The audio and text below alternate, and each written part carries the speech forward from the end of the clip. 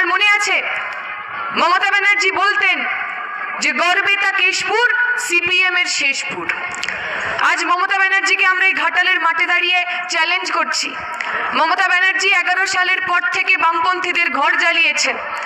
মমতা ব্যানার্জি 11 সালের পর থেকে আমাদের ঘর ছাড়া করেছেন, আমাদের গ্রাম ছাড়া করেছেন, কিন্তু তবু এই পশ্চিম মেদিনীপুরের বুকে লাল ঝান্ডা, সাদা ঝান্ডাকে শেষ করতে পারেননি।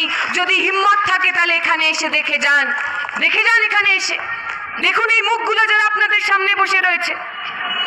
আপনার রাজনীতি দল যারা করে, আপনার তৃণমূল যারা করে, তৃণমূল ছাত্র পরিষদের যে বাবা কাকা জ্যাঠাদের আপনি কলেজের সামনে বসিয়ে রেখেছেন, কালকে আপনার সরকার থাকবে না, তারাও আপনাকে tata bye bye good bye করে চলে যাবে।